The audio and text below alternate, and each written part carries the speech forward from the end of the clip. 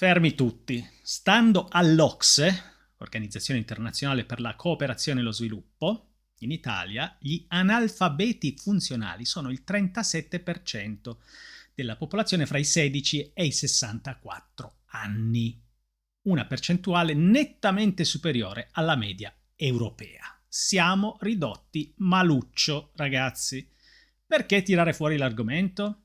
Perché su questo canale parliamo di letteratura, di narrativa, di lettura, di libri, del piacere di affondare in una bella storia, soprattutto se di genere fantastico, dark e immaginifico, come piace chiamarli a me, dal fantasy all'horror, alla fantascienza, al weird, fate voi, ma non letteratura ombelicale, borghese e salottiera. A ogni modo, lettura di libri. E questo ha molto a che fare con la convivenza tra noi esseri umani, italiani e italioti, e anche un po', se volete, il piacere di stare al mondo, secondo il mio modo di vedere. Vedete, tempo fa ho tenuto un TEDx, un discorso, è stato un anno fa circa, proprio sul tema della lettura e del rapporto tra la lettura della fiction, della narrativa, e la capacità di interfacciarsi con gli altri esseri umani, di entrare in sintonia, di essere empatici, leggere tra le righe delle persone, così come si leggono le righe dei libri e anche, tra le righe dei libri stessi. C'è un rapporto, diciamo che diverse ricerche lo dimostrano. I lettori di fiction, in particolare quelli forti, sviluppano nel tempo una maggiore capacità di relazionarsi con gli altri, di capirli, ma anche di capire se stessi e se stesse, naturalmente. Il dato dell'OCSE si incrocia con le osservazioni che diversi di noi possono fare ogni giorno, nella vita online e nella vita offline. Io voglio condividere con voi il mio ennesimo shock culturale, attraversato di recente quando ho pubblicato un video off topic rispetto agli argomenti tipici di questo canale. Tra l'altro, vi ringrazio perché state guardando questo video, vi ringrazio se vi iscriverete, se siete iscritti, e ringrazio moltissimo gli abbonati di questo canale che sostengono il mio progetto culturale. Siamo una bella cricchetta. Vi ringrazio. Se volete abbonarvi anche voi, qua sotto ci sono le informazioni. Alcuni vantaggi potrebbero interessarvi. Andiamo avanti. Il problema dell'analfabetismo funzionale, guardate che investe la vita di tutti noi. Non ci capiamo più. Io ho notato che sta diventando molto difficile intrattenere una conversazione complessa. Cioè complessa, per complessa intendo dire che i punti di vista intorno a una questione possono essere molti e, a mio modo di vedere, e non solo, una persona è tanto più evoluta ed eclettica mentalmente ed emotivamente quando riesce a comprendere nella sua visione di un argomento più prospettive, a cercare di sintetizzarle e non a immaginare che il mondo sia composto da dicotomie semplicissime, da bianco e nero, che si combattono ipoteticamente come in una specie di fantasy tolkieniano. No, la vita non è fatta esattamente così.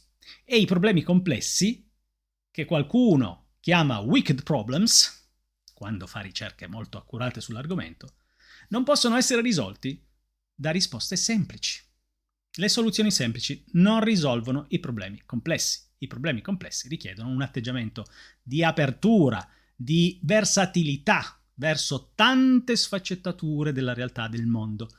E queste comportano anche quindi un'apertura mentale ed emotiva. Fateci caso quando cercate di comunicare un concetto complesso a una platea di persone abbastanza ampia, ormai il rischio, o meglio, la certezza, è che una mole, una massa, una turba di individui si scaglierà contro le vostre idee e contro la vostra persona in maniera offensiva, senza peraltro aver capito quello che avete detto.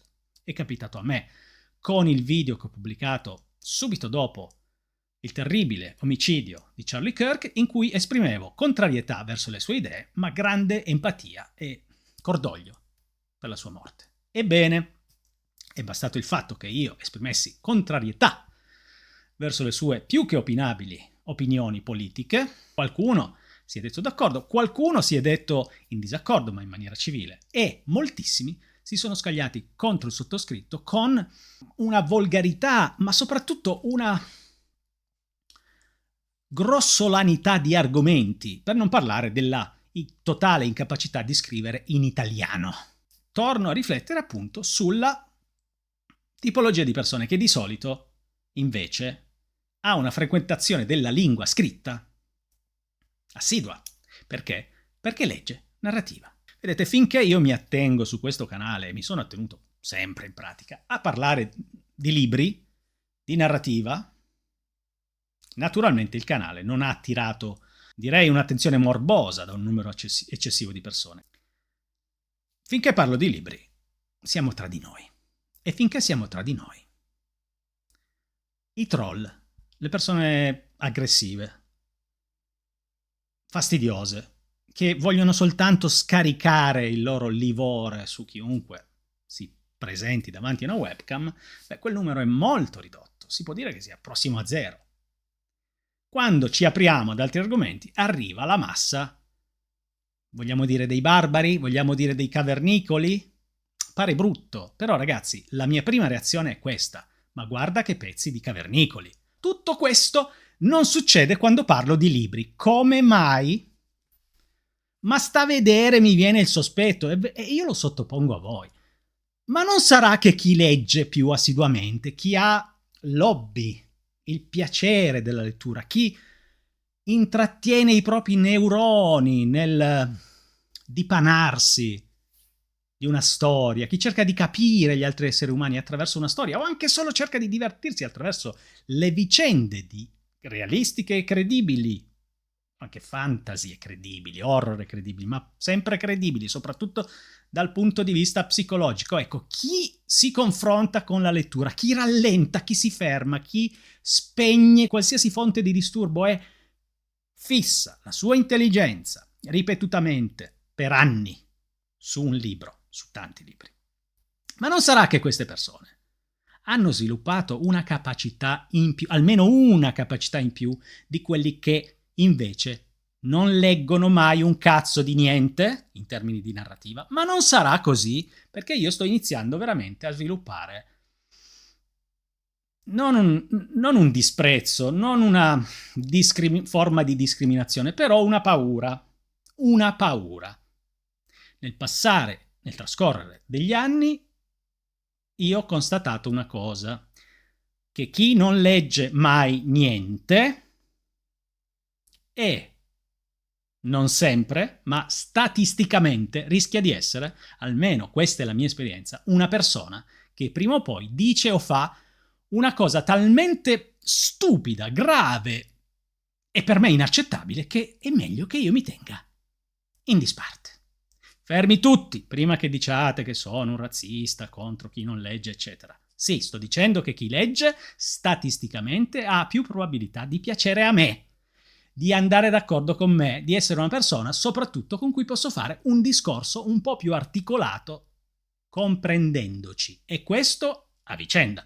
E questo sì, signore e signori, ha a che fare con l'analfabetismo funzionale. 37% delle persone vuol dire che io quando esco di casa rischio di imbattermi in persone che non capiscono un testo semplicissimo e non soltanto scritto ormai, ma perfino pronunciato, perfino in un video. Sto notando, e forse sto chiedendo anche a voi di darmi in qualche forma di conforto o di contraddirmi, spero che possiate farlo, ma sto notando che il livello di incapacità di comprendere un pensiero articolato sta dilagando. E questo dilagare sta peggiorando la nostra situazione, la nostra vita quotidiana. Leggere non è solo questione di passare il tempo. Chiaro? Leggere è questione di educare la propria mente a stazionare su un concetto, a rallentare, a prendere in considerazione altre visioni della realtà. Per questo quando io entro in una casa mi guardo sempre intorno in cerca di libri per capire dove sono, se ci sono e quali sono. Ma non importa ormai più quali sono. Importa che almeno ci siano. Se io entro in una casa che non ha neanche un libro, ragazzi, mi preoccupo o comunque prendo atto del fatto che certi Discorsi complessi è meglio evitarli. Ora, guardate, il discorso è complesso e non vorrei che passasse un messaggio sbagliato, ovvero che chiunque non legga narrativa sia una persona peggiore di chi la legge. Non funziona così. Non è così semplice.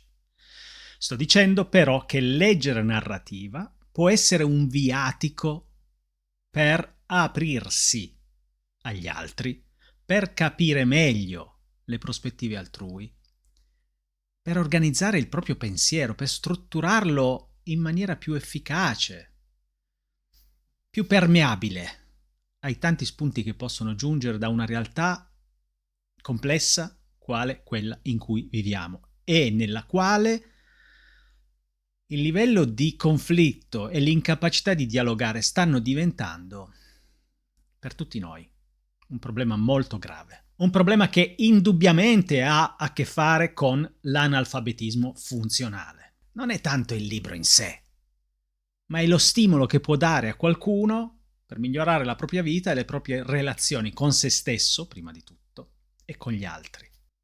Siamo in un'epoca in cui la guerra è arrivata a livello culturale, tant'è vero che abbiamo inventato, o meglio, hanno inventato il termine culture war. Ci sono culture warriors, soprattutto in America, che sono celebrati, sono portati quali esempi di intellettuali contemporanei. Gli intellettuali contemporanei di successo sono guerrieri nella cultura, mentre nella cultura bisognerebbe essere uomini di pace, santa miseria. Abbiamo perso di vista qualcosa di fondamentale. Non so esattamente che cosa sia, ma una cosa la so con certezza. Si trova spesso nelle storie scritte bene, e per bene intendo con la capacità che hanno tanti autori di raccontare la nostra umanità in tutte le sue contraddizioni. Se tutto quello che ho detto per voi ha un senso, vi invito a mettere un like, hype e naturalmente a condividere perché queste parole arrivino a più persone possibile. Vi ringrazio.